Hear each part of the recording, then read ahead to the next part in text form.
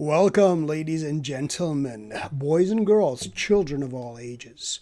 This is kind of a follow-up to my previous video, which had an article by Dom Alquin Reid, which I encourage you to watch. So what happened was after that were the adventures, the exciting adventures of the hammer of Rome coming down on a traditional priest.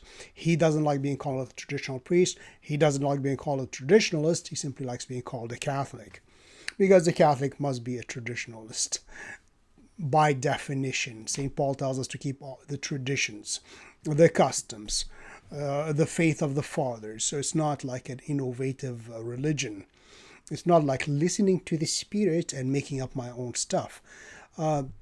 So what happened was, well, before we go ahead and do that, I do want to ask you guys a favor for the really small number of people who are actually going to watch this video the first time it comes out, is to actually press the like button, comment, subscribe to the channel, and share the video.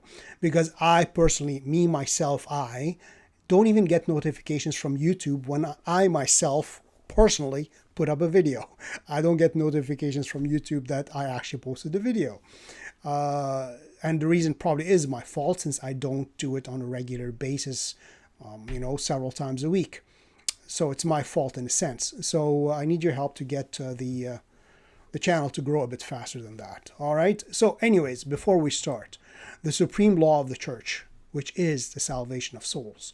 In Canon 1752, it says the salvation of souls must always be the supreme law of the church. And that is the new code of canon law. And this is the principal foundation of all law. Why is there law in the church? The law is there to save souls. If it happens a law went in the direction of preventing the salvation of souls, that law needs to be not overlooked, but its enforcement is annulled, basically. So the story of the Monastery Saint Benoit, and this is a monastery canonically erected in association of the faithful as the first step by the bishop of this diocese in southern France, and the founder, the prior of this monastery, approved by the bishop, it's been there for 10 years or more, is Dom Alquin Reid, whose orthodoxy and faith is renowned. Even Cardinal Ratzinger, later Pope Benedict XVI, wrote the foreword to his book on this organic development of the liturgy. So we're not talking about somebody who promotes error or heresy or immorality or liturgical abuse.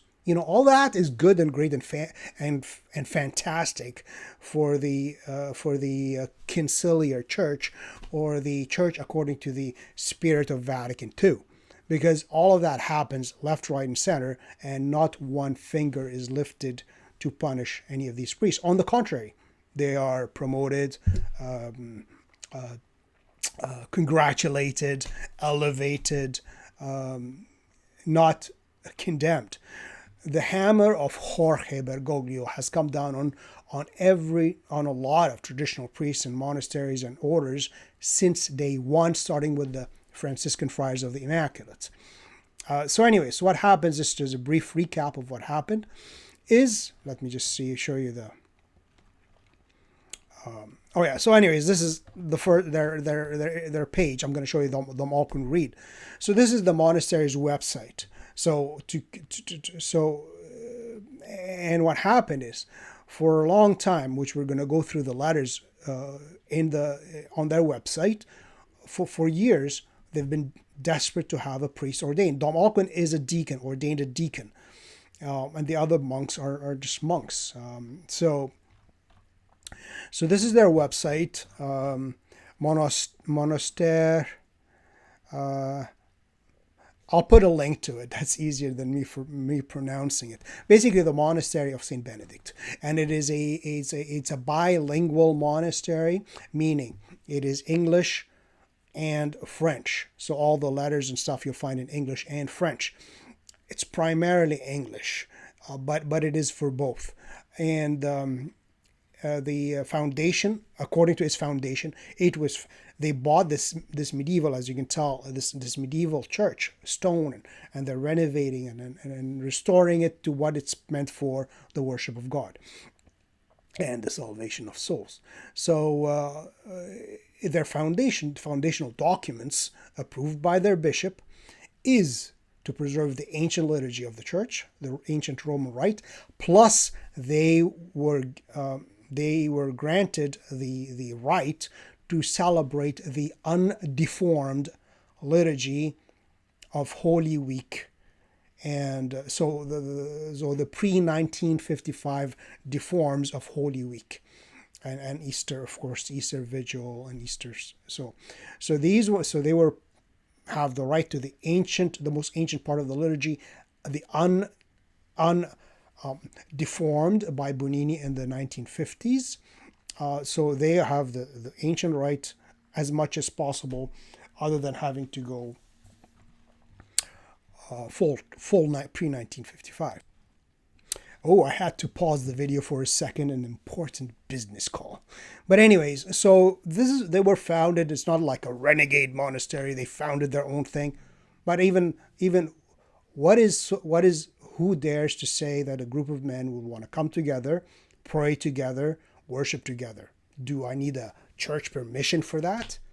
I don't think so. Do you think St. Benedict went and asked the bishop or the pope to found the monastery? No, he was out in the wilderness, like in every church, like all the ancient monasteries founded in Egypt and the Middle East and all over the place. They were there, and then disciples came and became their disciples, and that's how the community grew. They didn't get approval of the diocesan bishop to found a monastery. But anyways, this is the way it is right now, but they did get the permission. They've had a bunch of visitations. Everything is 100% great. So what happened is, a while back, we're going to go through it, but basically they were begging to be ordained, to have at least one of their members become a priest, because priests sometimes would not show up, and they were fearing about what's going to happen, and then even the visitations of their monasteries, the people told the bishop, it's great, go ahead, or there's no obstacle for ordaining them. But the bishop was afraid. He was afraid of what? The merciful, the fount of mercy, Jorge Bergoglio, also known as Pope Francis, the humblest of humble popes of all history, would do. He was scared, and he is scared up to this moment. And we'll see what happened to his diocese. So anyways, he went to Rome, and one prelate, so we are not told who it was. There are rumors it's Cardinal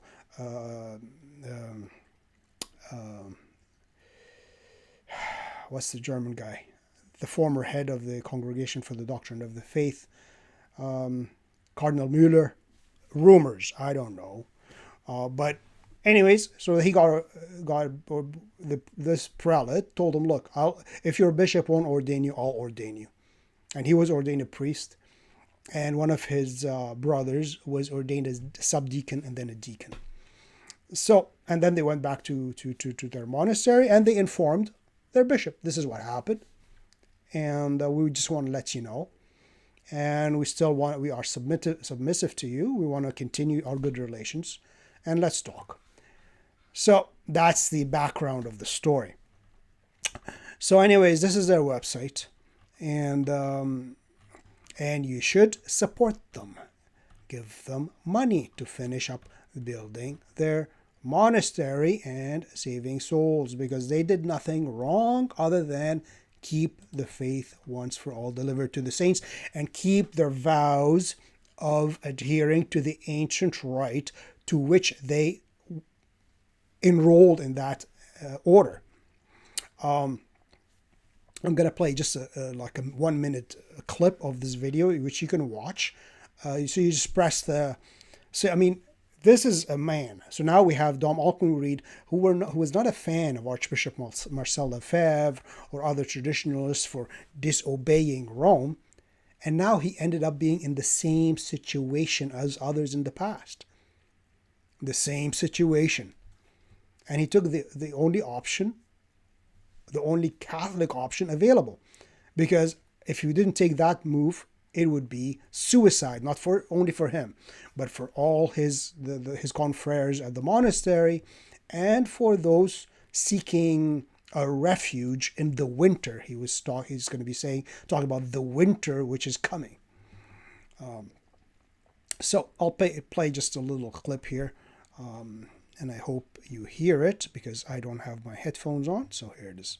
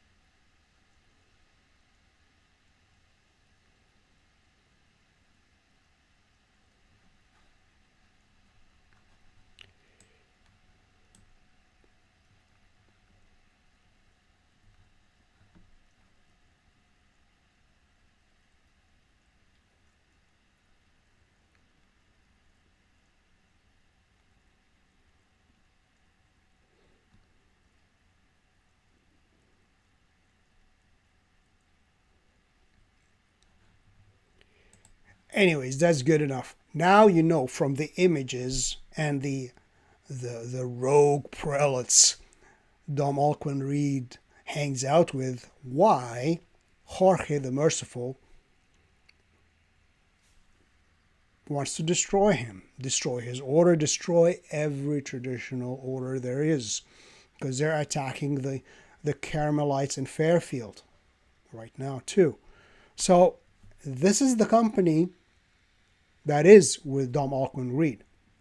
So let's help him build the monastery. And there's tax deductible if you're ordering, donating from the US or the UK. Anyways, go to their website, give them money in this fight, because it's a fight for faith, fight for right, R-I-T-E, fight for orthodoxy, fight for Catholicism, for sanity. Anyways, so we're going to go through the three, what happened in a bit more detail. So hopefully I'm not boring you. All right. So this is in May, 13 May 2022. So this is the statement. This is the statement which it didn't come out of nowhere. I try not to read a lot of it because, and this is their bishop, Monsieur Dominique Ray, and he tells you he's one of the very good Catholic bishop, and the good thing with this bishop, he's not like a traditionalist, but he is ecumenical. He is open in a Catholic sense of the word to the desires of his people. There's the traditionalist groups, there's the charismatic groups, there's even the neo-catechumenal way, which I think should be suppressed. Anyways, and in his seminary, which has one of the most seminaries in all of France, other than Paris, I believe, he will ordain priests either in the new rite or in the real Roman rite. So he's open, he's supportive of vocations and of new orders, and how can there be a Catholic flourishing in France? Something must be wrong. We got to go and investigate this bishop. How come there are so many Catholics in this diocese? So anyways, so he says, Dom Alquin Reid, we wanted to avoid all publicity and scandal. So they acted discreetly, went and they talked to the bishop in private, to have a private conversation with the bishop. Anyways, it looks like the bishop and his chancellor the chancellor is the heavy-handed dude, does whatever he wants, and the bishop is more of the, like, the more gentle one. So he says, our monastic community has been frustrated in recent years, because they've been there for 10 years or more, by our bishop's unwillingness or inability to proceed with ordinations that it has long since needed. Like, how can you have a monastery with no priest? Nobody's going to offer the sacrifice, the prayers, the confessions and absolutions to the monks. You need a priest. Despite having been recommended by no fewer than 3 monastic visitors, the last being in December 2021. So 3 times they come, even up to December 2021. They recommend the monastery. They recommend go ahead and ordain the priest. But the bishops, he exercises prudence. He says this prudence is based on fear of repercussions. A fear increased by the Holy See's recent visitation of the diocesan seminary. So the Holy See, how come you have a flourishing seminary here? Let's investigate. Let's see, who are you admitting? Are these rigid, Neo-Pelagian, restorationist seminarians, or what the hell are you bringing into there? No, we don't want that. Are they on the other hand, if they are open to the world, open to the environment, open to the other and where they are, and they will not condemn, okay, then you can invite them in to be seminarians. But if they're Catholic, no, sorry, you're not allowed. So he says this prudence is based on fear of repercussion since the visitation of the seminary. Recent visitation of the diocesan seminary by Rome, because they only pay attention to the Orthodox bishops. Rome only pays attention to flourishing dioceses. The more horrible your diocese, the more heretical your bishop, hey, maybe he'll become a cardinal.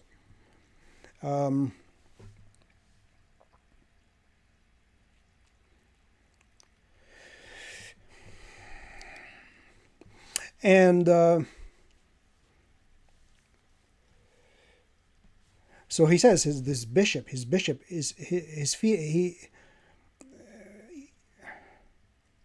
he is feeling trapped and unable to proceed because of outside factors. So he's not like not wanting to. I mean, he invited them in. He incarnated Dom Alquin Reid in 2009. He helped them, acquire the monastery and establish themselves. It's not that he don't want to. He's afraid what Jorge the Merciful will do to him. Because there was another bishop in an Italian diocese where another traditional monastery was founded by more rigorous disciples of Dom Gerard Calvet from Le Barou. They left Le Barou and went to this Italian diocese. I think they're called the Benedictines of the Immaculate, or I can't remember their name right now. But that bishop was basically kicked out by the Merciful One. Why? Too many traditionalists in his diocese. And he says here, so so even though they had a good report in December 2021 to go ahead, ordain them, they're good priests, good men, there was the blanket ban by Archbishop Roche which happened in December after the Merciful One's Traditionis Custodes, where he attempts to forbid the real Roman Rite in favor of a fabricated liturgy of Paul VI, which of course should be thrown in the garbage. It is toilet paper. Traditionis Custodes is worse than toilet paper. I mean, toilet paper, calling it toilet paper is too good, Anyways, and so Archbishop Roche says, after Traditionis, he issues a blanket ban on ordinations in the traditional rite.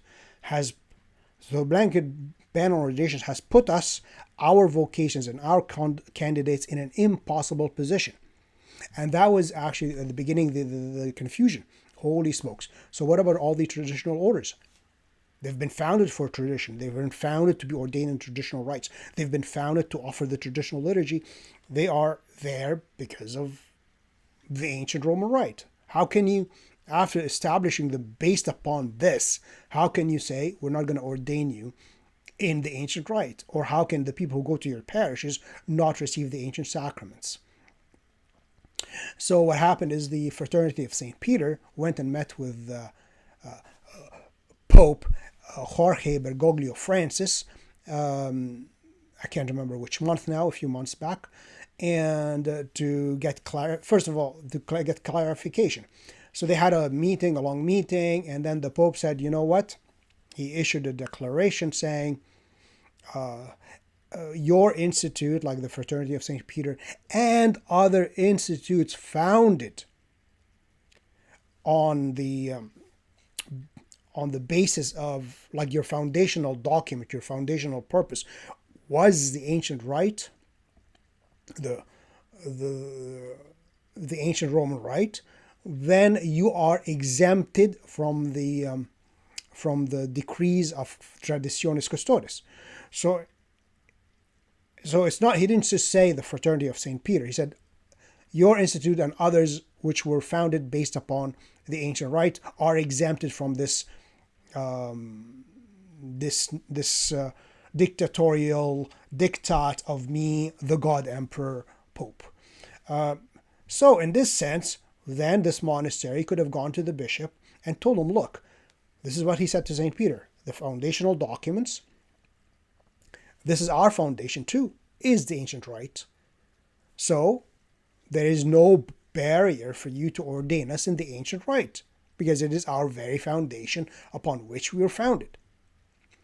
Anyways, so that which one successor of Peter, Pope Benedict XVI, and even John Paul II, assured us to be true, is contradicted by another, Jorge.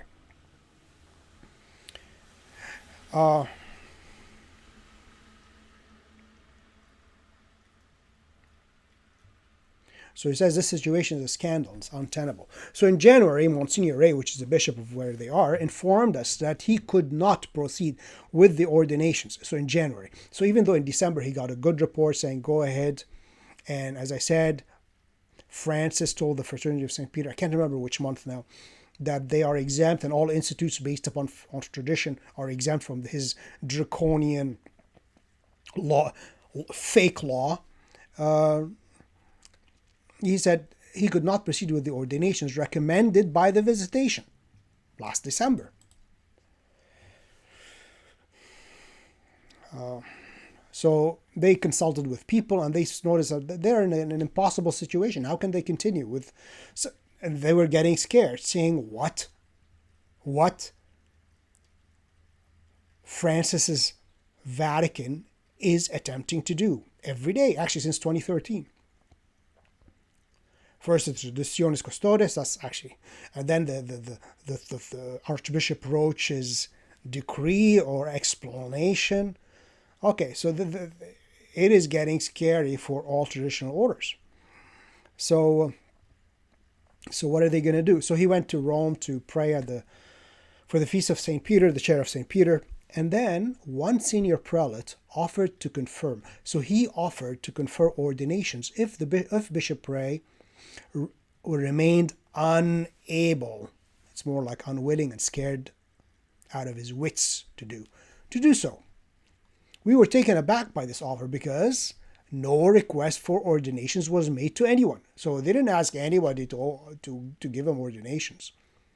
But high-ranking bishops, maybe cardinals, knew their situation and knew what's going on. So somebody came and told them, hey, I'm willing to ordain you. Don't worry about it. They didn't say yes right away. Dom Alquin Reid did not say yes right away. He took his time. He said, look, I gotta think about this. So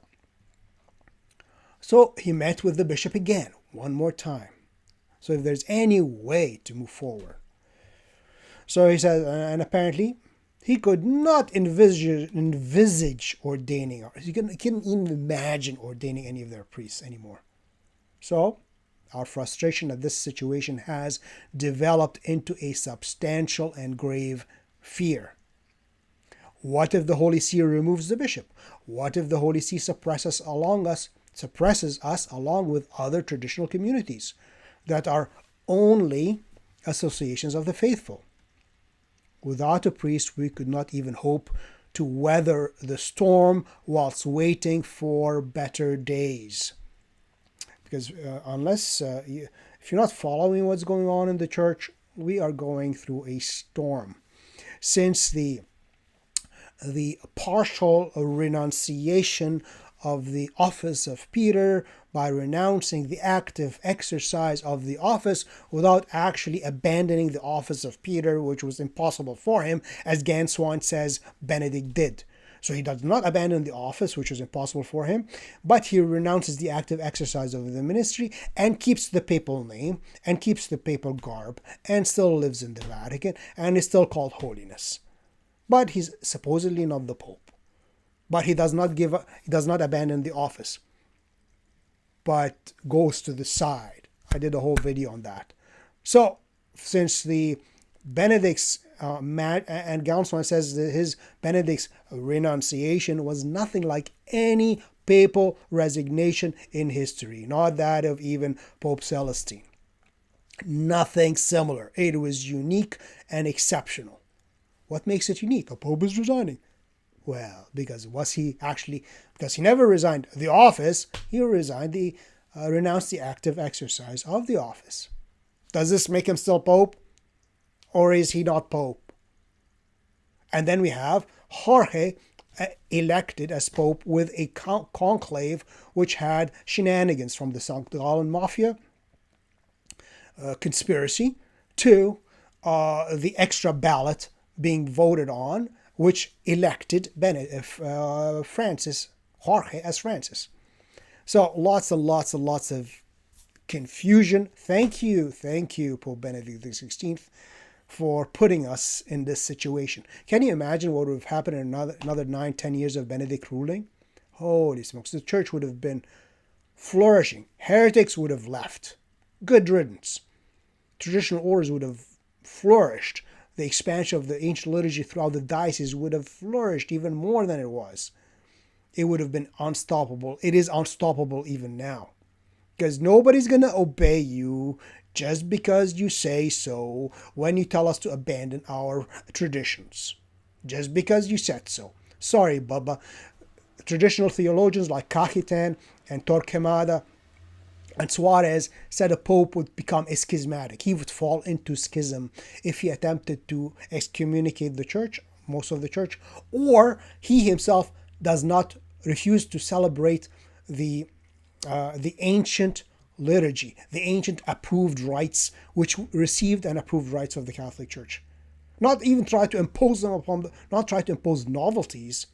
No, even he himself doesn't want to celebrate them. He becomes a schismatic. What happened after Vatican II? We have popes forbidding actually the ancient rites, which is impossible. They become schismatics. That's why I can never call Paul VI, the destroyer of the Roman Rite, saint. He might be in heaven, but because he repented at the end of his life, but he certainly does not deserve to be honored in any which way. Anyways, so okay.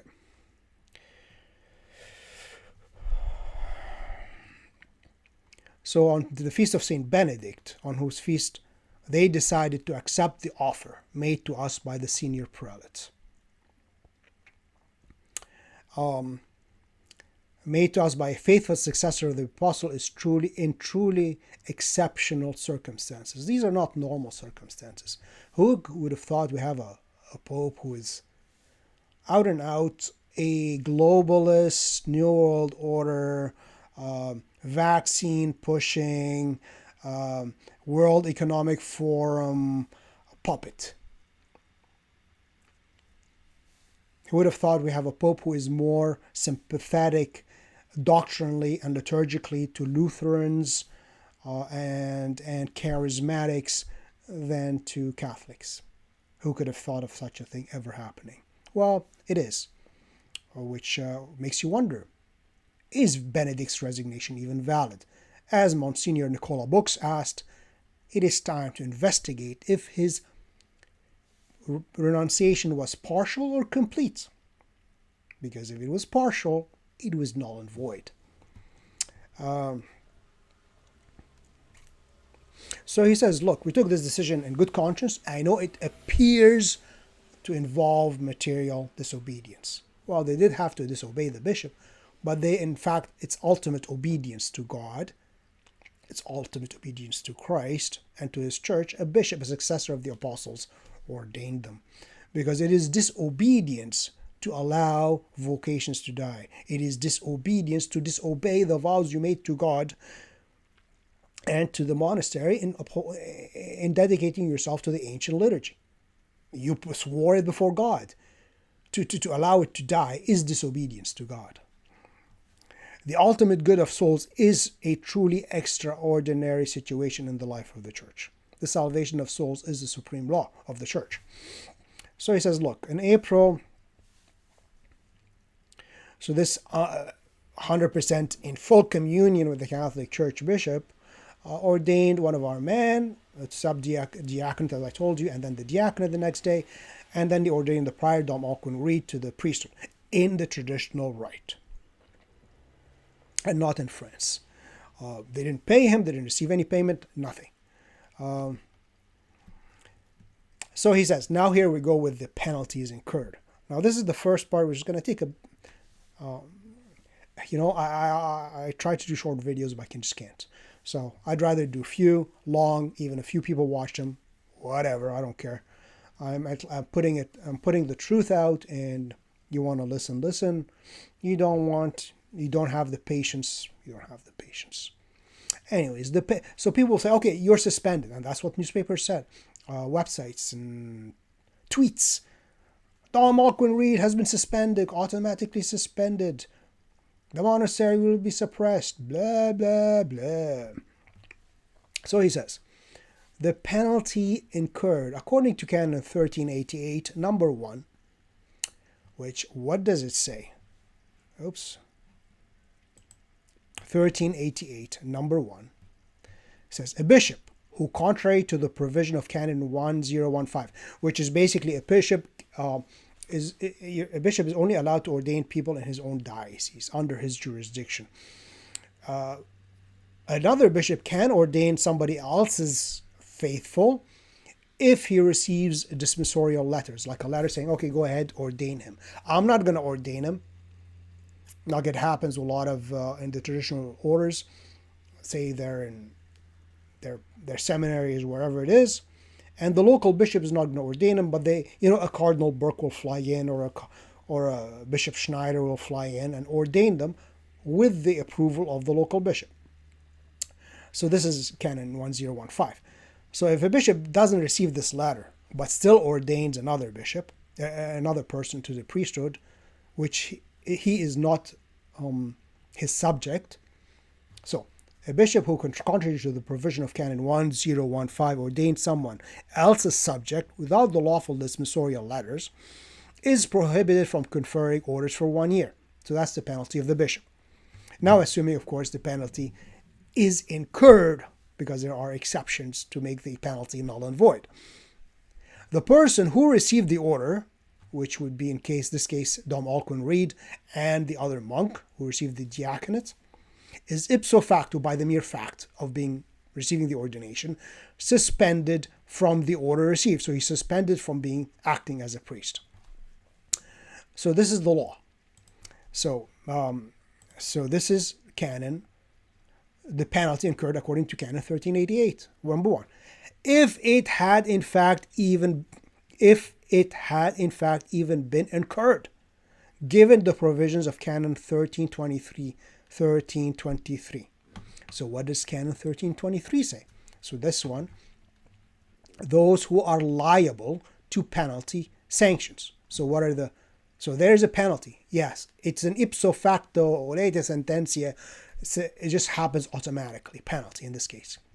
So 1323, no one is liable to a penalty who, when violating a law or precept, so it's admitted, it's a violation of a law or precept. So the law is, don't get ordained by not your bishop, by another bishop, without the permission of your local bishop. Okay, so no one is liable to a penalty who violating a law. So yeah, there's an admitted violation, but you're not liable for the penalty. When does that happen? And number 4, acted under the compulsion of grave fear.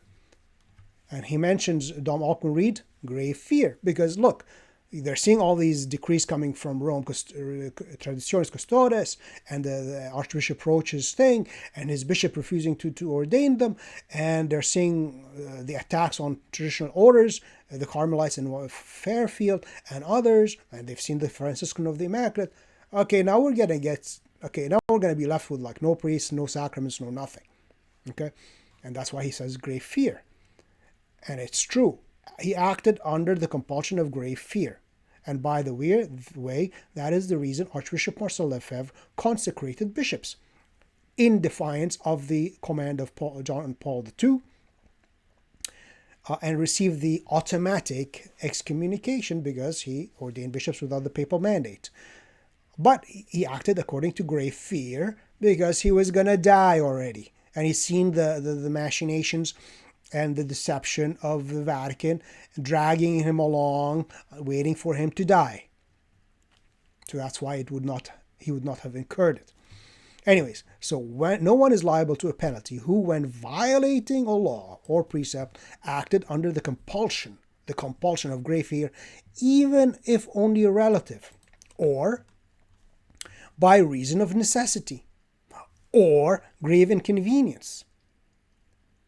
Unless, however, the act is intrinsically evil. Being ordained a priest is not intrinsically evil. Committing certain sins which Jorge does not want to judge is intrinsically evil. Or tends to be harmful to souls. Of course not, since giving the sacraments to souls is the exact opposite of being harmful to souls. So in order to the conditions, grave fear, even if only a relative, reason of necessity, he can't get anybody to ordain them, been there for 10 years. And the bishop can't even envision, he can't even envisage ordaining any of them.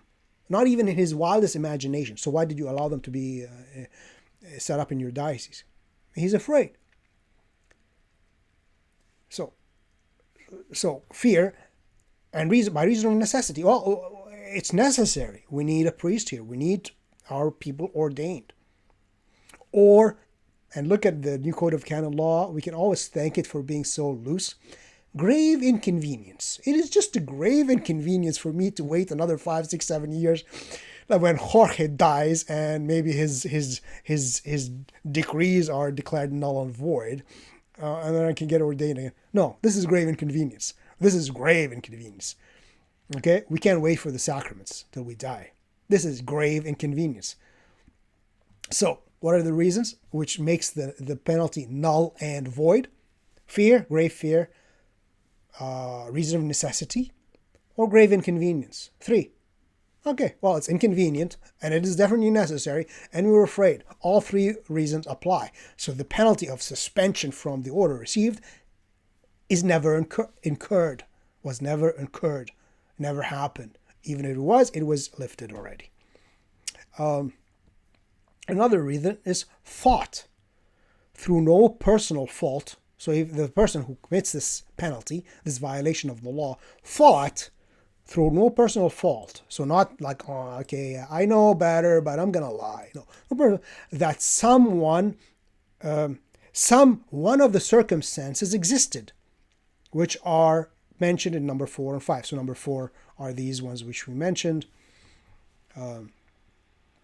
So even if it is not true, so even if these cases, grave fear or necessity or inconvenience, even if this not true, if they did not even actually, no necessity existed, no inconvenience existed. So but the person thought without any fault of his own, that some one of the circumstances mentioned in these was there, that penalty is not incurred. So therefore, this penalty was not incurred. And then he says, hey, even if it was incurred, which obviously it wasn't, it was remitted in accordance with Canon 1355, number 2, which was thus the numeration of Jorge's revision of Code of Canon Law. So which says, so 1355, so the remission of penalties and the prescriptions of actions. Number 1, provided it is not reserved for the Apostolic See, and it is not provided, and it is not, this penalty of suspension is automatic and is not reserved for the Apostolic See. So whether it's automatic or declared, provided it is not, again, not reserved for the Apostolic See, a penalty established by law, which is automatic late sententia, which is what happens de facto, can be, and has not yet been declared, can be remitted in the following, which is what? 3 reasons. Number 3, any bishop, so maybe even the ordaining bishop, but only in the course of sacramental confession. So this penalty, if it were ever even incurred, considering the circumstances we dealt with, even it were incurred, any bishop, no exceptions, so even the ordaining bishop, can remove this penalty through confession. So Alquin Reid had to go and confess, say, I thought there was fear, I really thought it was an inconvenience, and I confess it. Please remove the sanction, and the sanction is removed. End of story.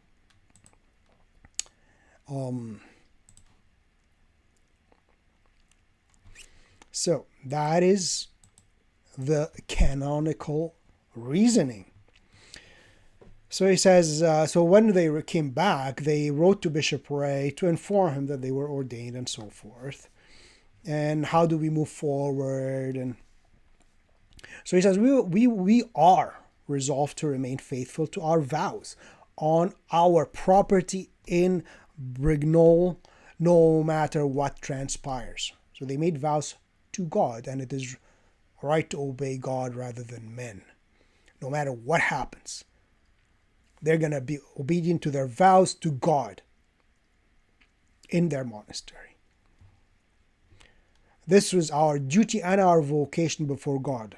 We have acted in good faith, even if, because of necessity, remember, because of necessity, one of the canonical reasons, outside the canonical norms, which is, they're admitting, it's our, and in spite of all, we wish to remain in good relations and communion with our bishop, his successors, and the diocese. So he says, look, even if they start publicly condemning us, sanctioning us, we will do what Dom Gerard Calvet, when he was sanctioned in 1974 for having a bishop. And who's that bishop? Well, let's see who's that bishop, boys and girls. It is the great one. The great one. The one, the only, Archbishop Marcel Lefebvre. A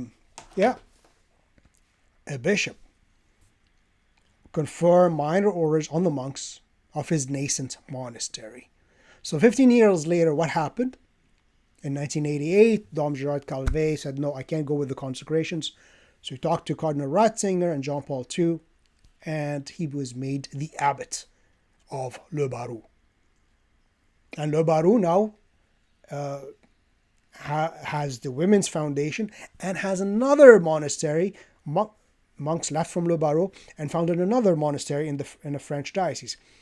But now with Jorge the Merciful, they are unable to expand further. Even if they have an abundance of monks, they're willing to go found another monastery. Oh no! Now is going to be the bishops will be forbidden, or they have to ask Rome for permission.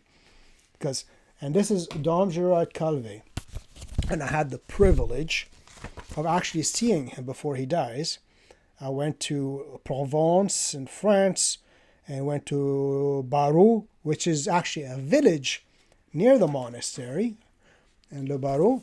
And then, because it's not called Le Barou, it's called, that's Dom Gerard Calvé. And you'll see some pictures of, I'm going to show you some, let's see, let me see what I can see. And so you can see him with Archbishop Lefebvre there. So anyways, and what was his crime?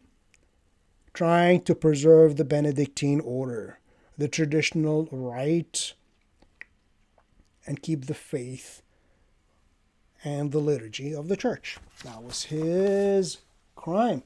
And I grabbed this when I was there. This is what I got. Their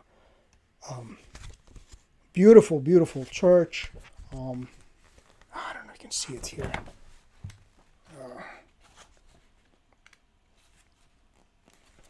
Let's see, find you. I mean, it's all beautiful. Look at the. This is the monastery there. That's Le Barou in Provence. Dom Gerard Calvé, and I remember him saying he was too weak to celebrate the liturgy, so I was there.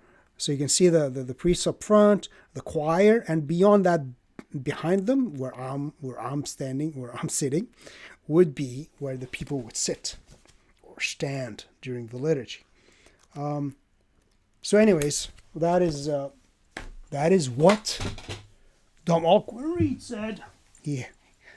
A bishop came and ordained priests, and for Dom Gerard Calvé.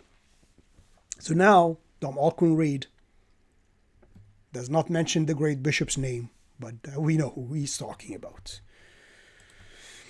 So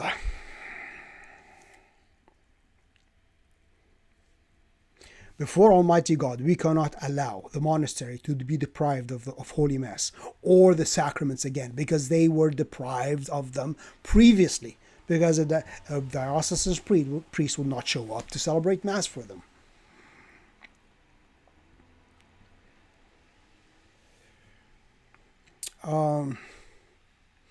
And finally, we have received a declaration of a suspension of the orders received, which suspension has already been duly canonically remitted, which we went through the canonical reasons previously already. So he says, we must remain faithful to our vocation of a traditional Benedictine life of prayer and work ratified and blessed by our bishop in our foundational statutes. So that's their reason for being. And constitutions. So basically, from what Francis told the Fraternity of St. Peter, they are exempt from all these restrictions. And to our vows taken before Almighty God according to them.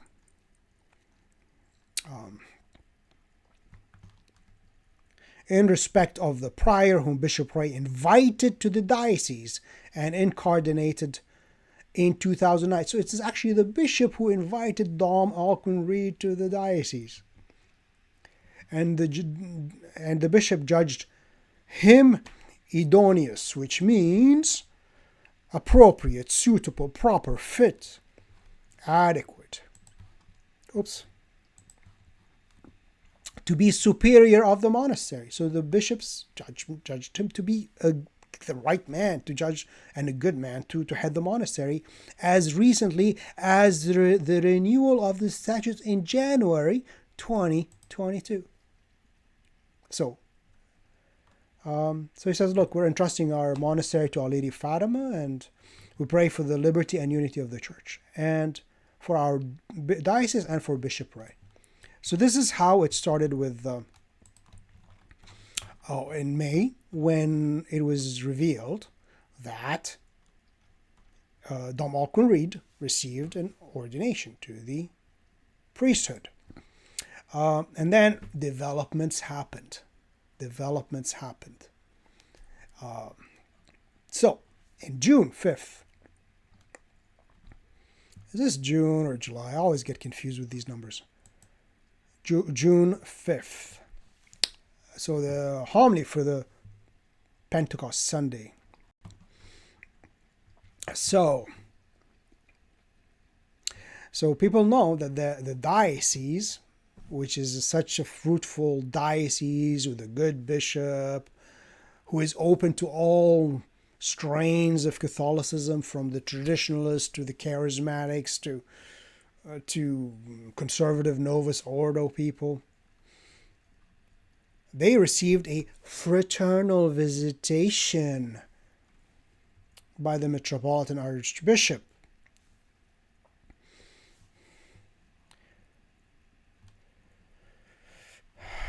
That are, as a result of this visit, restrictions have been placed on our bishop by the Holy See.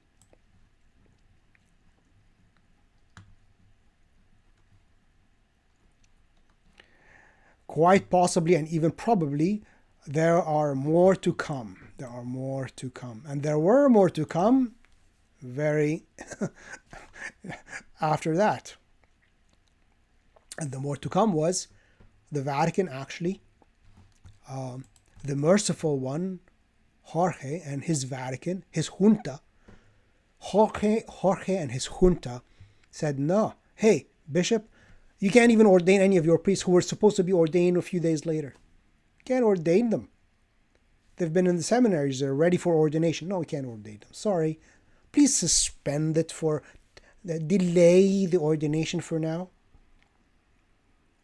And they're complaining about lack of vocations, and you have a bishop who's giving you good priests. No, if there are heretics and priests who like to break their vows, well, then that would be fun. Would have been fine and dandy. If there were Jesuits, then they would be good. No restrictions. Go ahead, ordain 50 million of them. Just grab one off the street and ordain him, call him a Jesuit. Because he doesn't have to keep his vows or nothing. That is according to the spirit of the council. So this is the letter. Yeah, it actually happened. So the letter is actually the Holy See, and they gives a link to it, that they told them, here, this is the letter. It says, look, don't ordain anybody for now. Please delay it. And of course, the bishops are acting like branch managers of the Pope. They are successors of the apostles. They are rulers of their own diocese. They are the vicars of Christ in their own diocese. They're not the puppets of the Bishop of Rome. The Pope is the supreme pastor, but he is not the dictator. He cannot interfere unless there was heresy or grave scandal. Other than that, bishops are supposed to be left free to rule. The Feast of Pentecost 2022 is in the Diocese of Fréjus, Toulon, is tainted with concern, if not grave fear, because now he can't even ordain his own priests. For the future, so many good initiatives, fathered by our truly Catholic bishop. See, that's the only type of bishop that the Vatican likes to persecute, examine, restrict, investigate. What's wrong with this guy? Why isn't he with the program here? The program of destruction.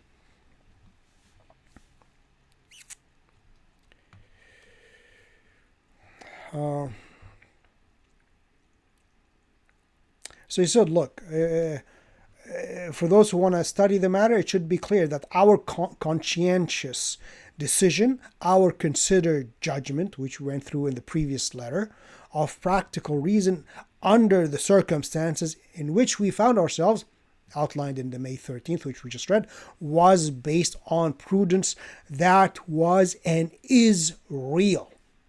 The bishop did nothing. Now he can't even ordain his own priest in his own diocesan seminary, which they have been formed there for 6-7 years. The Holy See was moving against our bishop for a few years, not for more than 2 years now.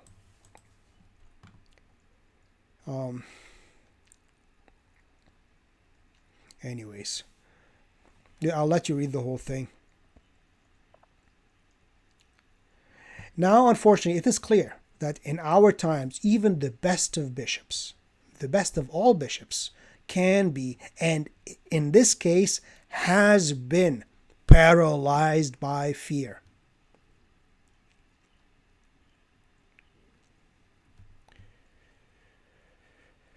For others still, it is thought that our actions, meaning getting themselves ordained, prompted the Holy See's intervention in the diocese. Whilst in a way this is flattering, it is patently false. The follow-up of the fraternal visit has been under consideration for some time. So yeah, now they're going to say, well, it's because of the Monastery Saint Benoit and Dom Alquin Reid. That's why the robe came down on the bishop. Okay, he says that's a bunch of crap because they were planning this for 2 years. And on top of that, why are you suspending the ordination of diocesan priests in his diocesan seminary? Let us be clear, a father is duty-bound to provide what is necessary for his family to survive, particularly when it becomes obvious that a severe winter is approaching. I would say to Dom Alquin Reid, the severe winter started the day Benedict renounced his active exercise of the Petrine ministry. And when what is truly necessary for the survival of his family is repeatedly denied him by those whose responsibility it is to provide it, in this case, the bishop, local bishop, it is not wrong to accept the gift of what is necessary from another, even if that will bring opprobrium. So this is what happens. This prelate, this bishop, this cardinal in Rome he said, look, I understand the bishop is not doing anything for you. I'm willing to ordain you if he's not willing to. That is a necessary. This way, now the monastery will have the bread of life to feed themselves. Our bishop has been attacked and our diocese is shaken. Thank you, Jorge. Thank you for your kindness and your openness and your humbleness and your going out to the peripheries to seek and destroy all that is faithful. On Thursday, I assured the bishop of our prayers and received a grateful response by return. So the bishop, on a personal level, is still very much appreciative of them. But on an official manner, so he wouldn't be able to lie about such a thing. So this is what happened in the June 5th homily for Pentecost Sunday. And as I said, from Crux News, our humble, holy, merciful Pope, suspension of ordinations in France, an unprecedented surprise. But he's the humble one. Why is it unprecedented? Because they're faithful. Destroy them. Destroy all that is faithful and good and producing good fruit. Why keep it? That is the modus operandi of Jorge since day one. Franciscan Friars of the Immaculate are so overflowing with the vocations and ordinations and conferences and no. What's going on here? Oh no, they've got this pre-Vatican II spirit happening. No. What? Some of them are actually celebrating the ancient rite. No. Shut them down. That's what happened. Too faithful, too Catholic. Not even too Catholic. Catholic is unacceptable in Jorge's Vatican. Not the Catholic Church. Jorge's Vatican. So the hatchet job of the Holy See is triggered. And here's the bishop, the good bishop. So the diocese of Fréjus-Toulon. And so the seminary of the Immaculate Conception, La Castile, as over 40 seminarians plus a dozen in the preparatory year and deacons, thus making it second only to that of the great Archdiocese of Paris among the seminaries of French diocese.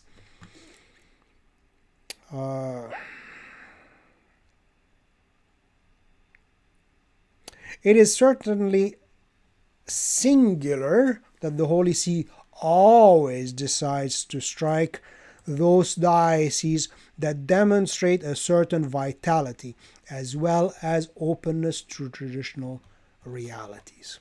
That is absolutely true, and this is the merciful attitude and action of Jorge and his junta. So finally, since we were talking about Dom Gerard Calvet, I mean, yeah, he says here, that's from the Society of St. Pius X's website. Archbishop Lefebvre provided ordinations for Dom Gerard's candidates for the priesthood from 1974 onwards. So they were very, very aligned.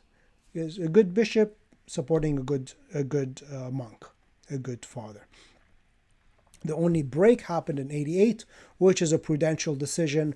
I think we can accept Rome's proposals. No, I don't think we can trust them. And that's the break. But there was no, I mean, that was what happened. And this is, you can see here, Dom Gerard Calvet, Archbishop Marcel Lefebvre.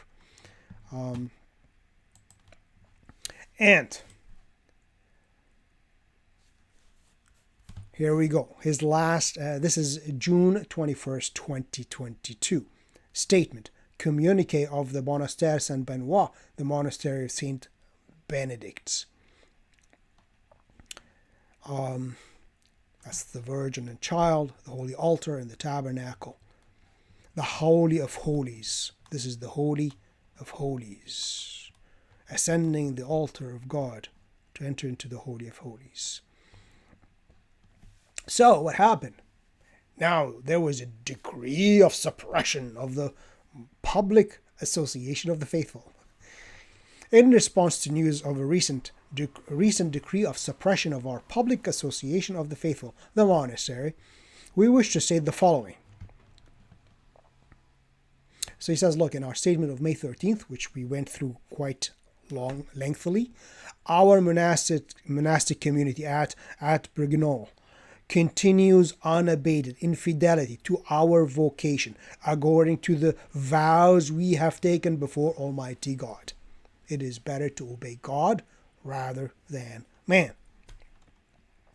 As the bishops of Asia Minor told Pope Saint Victor I in around 150, when Pope Saint Victor told them, you gotta celebrate the Feast of the Resurrection on Sunday like the Roman custom. They told him, no, we have innovated in nothing. We have changed nothing. We will keep the tradition we received from St.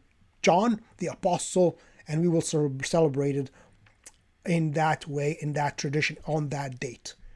And they told the successor of St. Peter's, Pope St. Victor, quoting Pope St. Peter I, we would rather obey God rather than man, because we innovated in nothing and we kept the faith. So, and that's exactly what they're doing here. And no matter what, and they triumph because they were right. St. Irenaeus supported them, and most of the hierarchy supported them in defiance of the Pope. He says actually as well that all the assets of the monastery are under the control of the Monastery Civil Association. So don't be afraid to support them. It's not like a diocese gave them a building and they can take the building away. No, everything is under the monastery's control.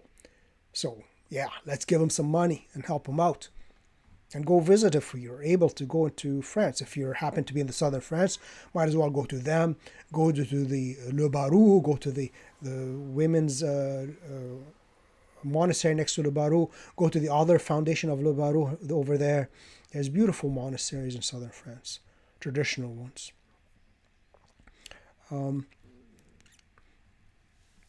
The assertions made by the diocesan chancery that we have refused to meet Bishop Ray are false. Why?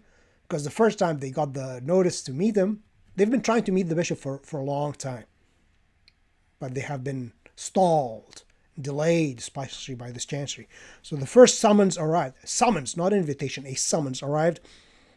It arrived the day after the meeting was scheduled. Hey, come on Thursday. And I received the summons on Friday. You didn't show up. You disobeyed the bishop. Bunch of crap. And at another occasion, I guess they summoned them again, the prior was outside of France. And he apologized in advance, and he requested to meet again. So it's not obstinate disobedience. First of all, they received the first one when they weren't even there. After the day was supposed to meet, they received the summons the day after. And the second time, the prior was not even in the country. So how is he supposed to meet the bishop? The unpublished decree of suppression states that the bishop wishes to know the identity of the prelate who conferred the ordinations. So they say, look, we're willing to tell you there is a solution to all this problem, but we just want to meet face to face, and we can find a solution to this problem.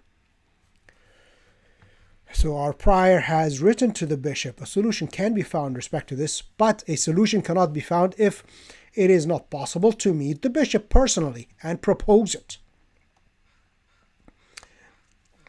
So I'll let you read the whole thing. Our statement of May 13th indicates that we took the steps we did in April in conscience after much prayer, fasting, and consultation for the salvation of souls. The supreme law of the church is the salvation of souls, and out of substantial and grave fear. One can add inconvenience too. Fear, inconvenience, and what was the third one? Whatever the three reasons, we read them at the beginning. Even for inconvenience, it would nullify the suppression, the suspension from orders. And that so we acted out of substantial and grave fear that the Holy See would act against our bishop, which they're doing now, and thereby put in jeopardy our ability to continue and to live our vocations. We take no pleasure at all. In noting that the Holy See has indeed begun to act against our bishop, putting at risk his many worthy initiatives and the many good vocations he has welcomed. So this is what Rome is doing. Instead of attacking error, heresy, heterodoxy, liturgical abuse, novelty, no. That's not important. We destroy good vocations, we destroy good bishops, we destroy good monasteries. They're just too pre-conciliar, too Catholic. They're not hip with it. We humbly thank Almighty God for His providence, ensuring that the monastery now has the means with which to weather this storm. We place ourselves at the service of those who may need to seek refuge during it. As our prior urged on Pentecost Sunday, please join us in urgent prayer for Bishop Ray, for our diocese, and in particular for those whose vocations are now at risk. That is the situation of the Monastery of St. Benedict, the Monastery Saint Benoit. So, we do as the prior asked us, Dom Alquin Reid, to pray for the diocese, pray for the bishop, and pray to St. George and St. Mercurius to crush the enemies of God's church. We pray to St. Michael the Archangel to crush beneath his feet all enemies of God's church, whether they be in the church or outside the church. And of course, What does Jorge the Merciful do? Who is such a synodal, open pope? He won't touch the synodal way of the German heretical church, but any diocese upholding tradition, no, that's dangerous stuff, man. Needs to be suppressed. And how can we do? Let's alter the code of canon law one more time to reflect my will. Because Jorge, in contrary to what Pope Benedict says, no pope, the pope is not an absolute monarch. His will is not law. Just because he wants something doesn't magically make it law. But Jorge thinks he's God on earth.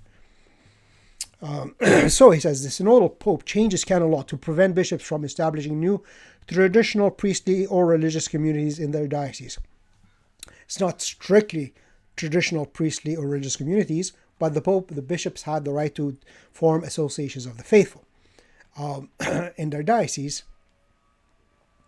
After examining them and approving them and so forth.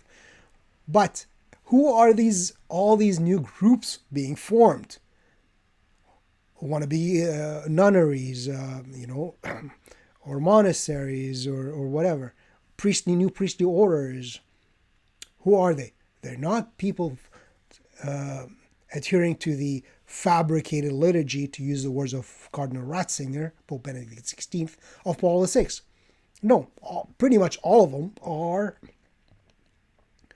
groups of men, groups of women wanting to be formed and in the ancient liturgy and to live the ancient faith in the ancient rite. So that is why this is actually accurate. So now they want to stop the flourishing that is happening in the church. Oh, no, bishops can't do that anymore. You got a right to Rome, and Rome can decide if you can establish an association of the faithful in your own territory. Because we're so open and we want to decentralize the church that we are centralizing everything in Rome. So, Gregory Di Popo, which is the publisher or whatever of the New Liturgical Movement website, pointed out the following passage from Lumen Gentium, Vatican II. Apparently, Jorge and his junta in Rome do not follow Vatican II. They do not believe in Vatican II. They reject Vatican II, which is actually true for the most part. They talk about obeying Vatican II and following Vatican II when they are the most disobedient people to Vatican II.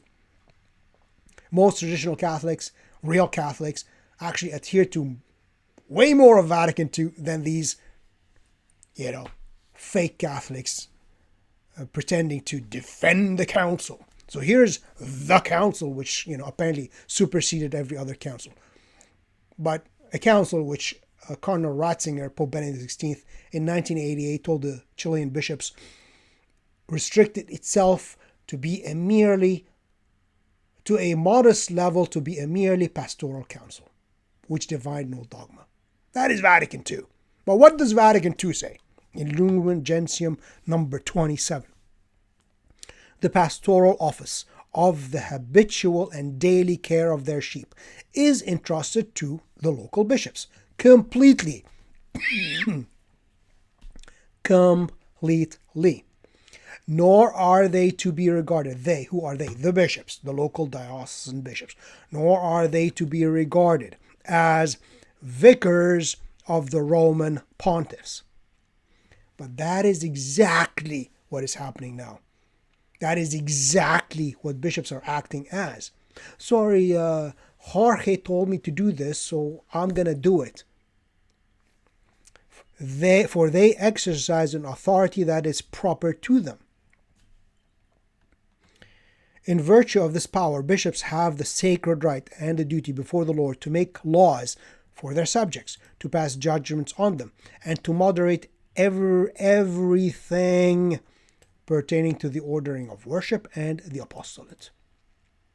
They are not vicars of the Roman pontiffs. That is Vatican II. A bishop is not a vicar of Francis. He is a vicar of Christ in his diocese, actually. St. Ignatius of Antioch in his writings, not Ignatius of the Jesuits, but the Apostolic Father, successor of St. Peter in Antioch, one of the earliest martyrs and writers. He says, he equates the bishop to Jesus Christ in the diocese, to the presbyterate, to the priest, as the council of like the apostles,